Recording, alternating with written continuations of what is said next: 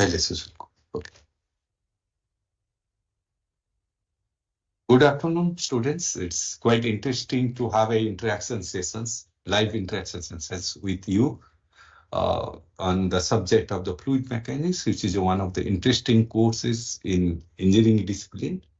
And today I will have a few interesting things what I have introduced in these courses to make it courses more applications oriented as compared to other standard course what is available in fluid mechanics, NPTEL or any standard books.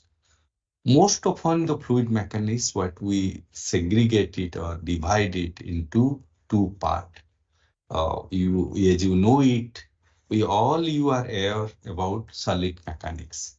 That means you know a definite solid body and how it travels at a different time, T1 to T2, it has a mass m.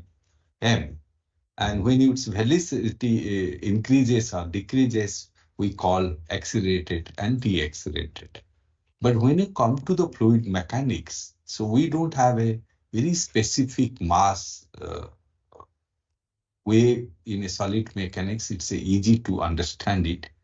But in fluid mechanics, we have to visualize that fluid flow. Understand it, what could be the velocity field? What could be the acceleration field? What could be the pressure field? So that's quite different than the solid mechanics and the fluid mechanics. So as you know it, when talk about fluid mechanics, we talk about fluid at the rest. That means hydrostatic conditions, which is a simple case of fluid in motions when you have a velocity fields at zero. And once you have a velocity fields at zero, that means there is no shear stress acting any fluid when fluid at the rest. So it's a very simplified case when you talk about fluid in motions. Basically, that's what is quite interesting way to understand the fluid mechanics as different than it is okay.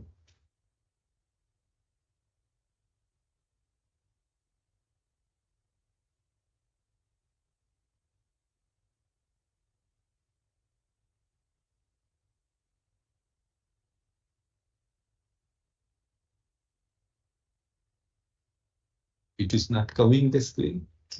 Your video is updating, keeping the small scale.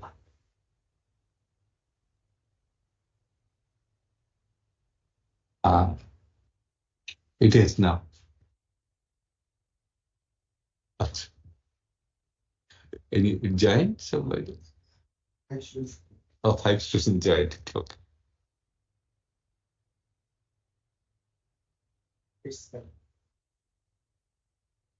Now it's come. Okay. So there is slight bit technical issue, but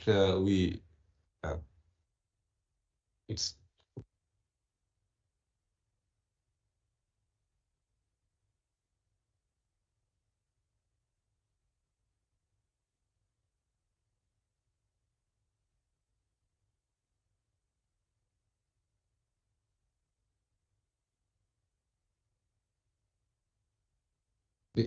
coming now. Still.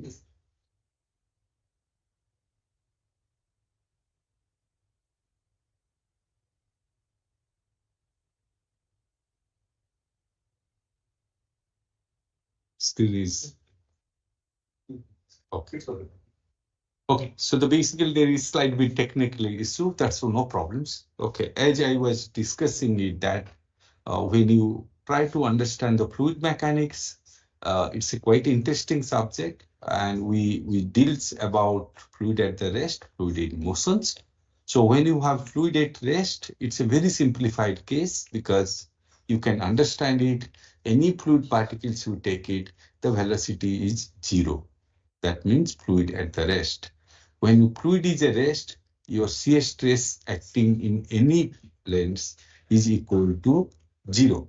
So because of that, it is quite interesting to understand it. Only you will have the pressure field. So that's the basic idea we try to get it from fluid at the rest, which is a special conditions when the velocity is equal to 0. There is no velocity gradient. But quite interestingly, when you talk about the fluid mechanics, it is really complicated way, because when have a, for example, of typical waterfalls, as you mostly enjoy these places of waterfalls, because the water goes from different phases, from liquid to the water vapors, and mostly we try to understand it. One side is when the waterfalls is happening, it how much of the potential energy is converted to kinetic energy. But if you try to interact to look at how this the process is going to happen, it when you talk about the formations of water vapors, formations of the bubbles. So those are quite interesting subject today. Apart from doing very simple way to try to know it, it has just convert the potential energy to kinetic energy. Now let me talk about the virtual fluid balls, which we got a few questions from students. Let me I talk it that intentionally I introduce this concept, which is not there in a textbook, definitely, because whenever you do solve a fluid mechanics problems, better to visualize there is a fluid flow. So how to visualize the fluid flow? That means I can visualize there are the fluid particles as equivalent to a virtual fluid balls. It's a moving from A to B locations. It's moving from input, inlet to outlet, like these things, the moving from inlet to outlet. So if I have outlet, which is in bigger diameters, so the fluid particles, what is coming here, that's what is going out after certain time. Similar, the fluid particles is coming here, is going out from this. So you have to understand the fluid particles coming and going out. Okay. Now you have a conceptual idea. As the fluid particles come closer to a solid surface, the velocity is tends to be 0. As you go far away from the solid surface, your velocity of the fluid particles will increase in trend. So these fluid particles, if you draw it, you will try to understand it, how these path movements are happening in, where we are going to have a low velocity zone, where I can have a high velocity zone. For example, for this case, if you look at the fluid particles which are coming in, those are will passing through these. That means the fluid has to expand it, that's the reason we call a virtual pore. The fluid particles which are accompanied, that is what will be expanded. Otherwise, it cannot fish toward this part if you are considering this way. So the fluid has to go for expansion.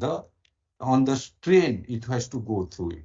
So those type of understandings you can do it when you do a virtual fluid balls. That means you try to understand it whenever you have flow from that, flow is coming, flow is going, and in between you have a series of fluid particles as equivalent virtual fluid balls. They will trace we can the path lines of each one, and from there we can understand it, where this accelerated zone will be there, where will be deaccelerated zone, what would be anticipated velocity zones will be there. That understanding we should have. That is the reasons I introduced the virtual fluid balls, and these balls can have a larger dimension or smaller dimension depending upon what you are targeting it. The same way, if you try to understanding a flow past cylinders, so you can understand it, this fluid particles, which is 2, 1, it can go like this, 3 can go deflected and go like this at a different time. But the fluid particles which coming in a 1, it cannot go it has to disintegrate. It's a virtual fluid, but it has to disintegrate it, and it has to go through this side as well as this side. And in between can have the vortex formations could be there. So this type of understanding, it takes time, no doubt about that. But my idea is that please don't consider the fluid mechanics is another mathematics subject. The fluid mechanics is really an interesting subject if you try to understand how the flow process are happening it, how the flow movements are happening it, and how the near boundary, these boundary layer formations are happening it. If those understanding you have, then you can really solve the fluid mechanics problems, or you can always enjoy the fluid mechanics problem. Because fluid mechanics is not a mathematics. We use a mathematics tools to solve complex fluid flow problems. Most and foremost requirement for you to understand it, how flow occurs, how the movements of the fluid particles are happening it, and where the boundary layer formations are there, where these no slip boundary conditions will be there. If we will have that understanding, I think we can solve many more problems uh, looking that. After understanding that, no doubt you can use the mathematics. That's not a big issue. But my point is that try to understand what could be the meaning of virtual fluid ball, or whenever you got it, any problems, first draw the streamlines. If a steady problems, please draw the streamline. See that indicating where the converging zone is there, where the divergence zone is, where is the flow separation is going to take it. So those understanding you have to develop it. To try to do that, I introduce this virtual fluid ball concept. I said that when you have a interaction between fluid and the solid, at this point we have a no slip boundary conditions. What do you mean by that? If this plate is just at the rest, or the plate is not moving, its velocity is zero. So fluid particles attached to this plate, that's also supposed to be the velocity is zero, because no slip boundary condition. It cannot slip from the solid boundary. So that is what it happens. It same way you can see this the boundary layers formations, or you can have the flow separation zones, which are quite interesting to learn in the fluid mechanics. The same things, there's some of the classifications where you have the viscous dominant or the flow resistance dominants are there. Some of the cases, the regions within the flow also viscous is not dominated. So those things, as I said it, if you have a virtual fluid ball concept, you can always understand it where the viscosity is dominance is there, where the velocity gradients are there, or the viscosity dominance is there. If you look at the system versus control volume, I think that's many books are there. Basically, solid mechanics to follow the system approach, but mostly in the control volume approach, where the viscosity, which we try to solve the many problems with having a imaginary control surface. That's what is your strategy, how we make a control surface, how you find out from which zone the inflow is happening, which outflow is happening, how the mass influx is coming in, mass outflux is going, momentum flux influx, momentum outflux, net momentum outflux. All these tricks you can, as we try our level best to teach Reynolds transport theorems. Then we try to look at how the concept of control volumes and all, and I do believe it. You can follow FM White book or Sindel Simbala book, which consider the control volume concept to solve almost all the problems. That's the strategy on this. And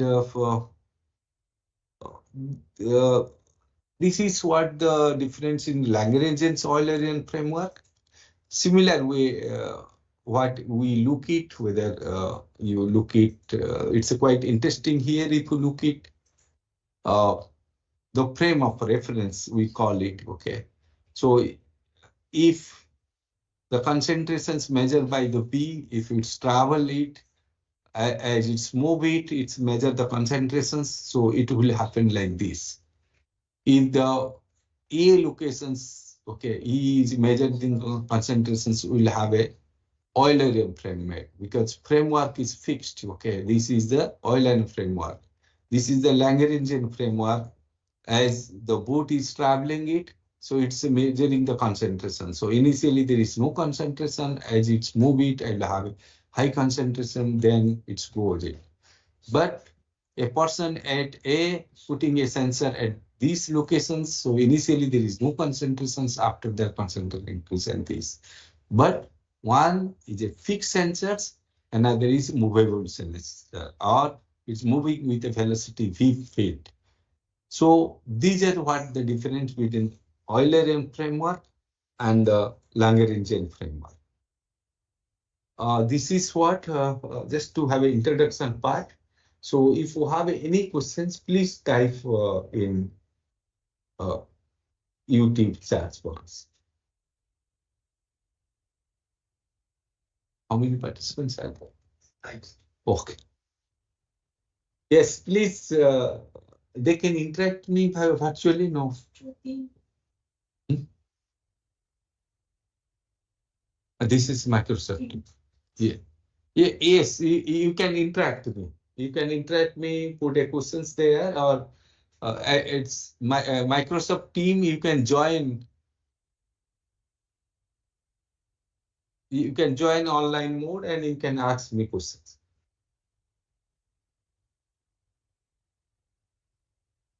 Just time to have a feedback. Did you enjoy this course or not? Because this is we are running in this course in 5th years. And as of now, we close to 30,000 students enrolled to these courses. So in this year itself, we have 3,200 students enrolled to this course. So this is quite interesting course. So did you enjoy this course? Any feedback on YouTube's, or you can?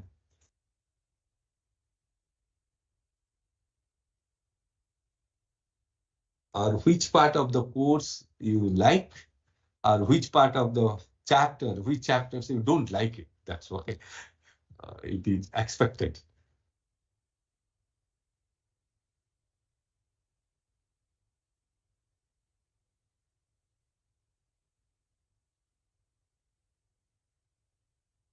Yes. Any questions?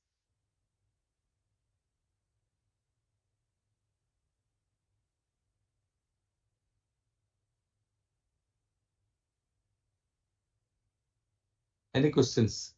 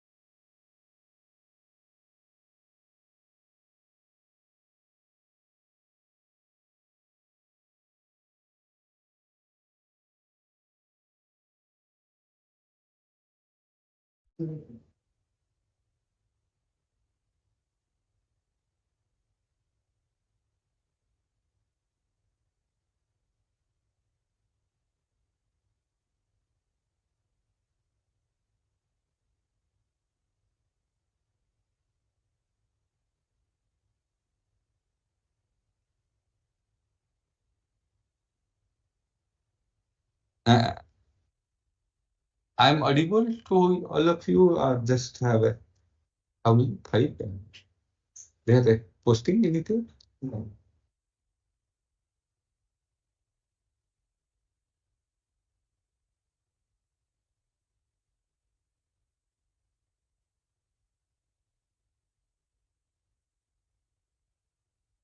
Okay, it's expected. They'll not put.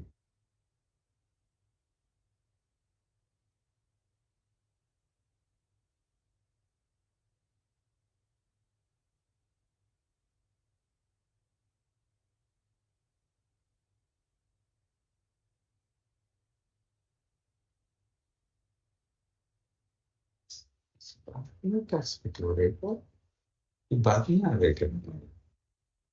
वो YouTube पीछे तुम्हारा live में, तुम्हारा case में मैं live में हूँ ना।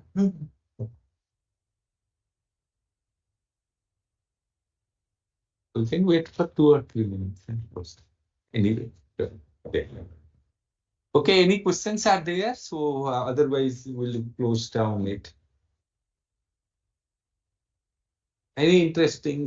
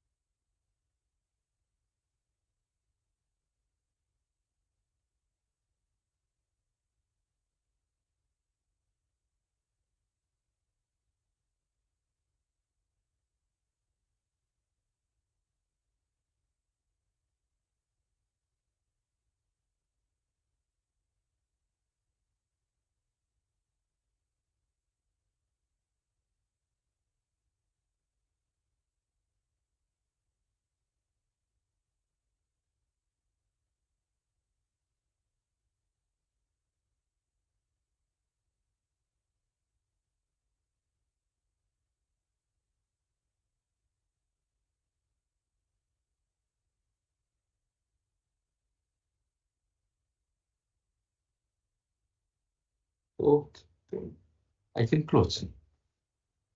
Any questions? So otherwise we'll be closing down. Just 1 or 2 minutes.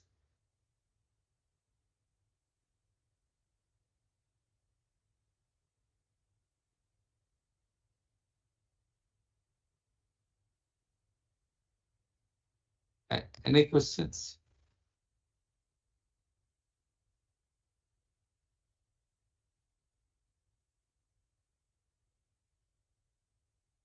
Okay.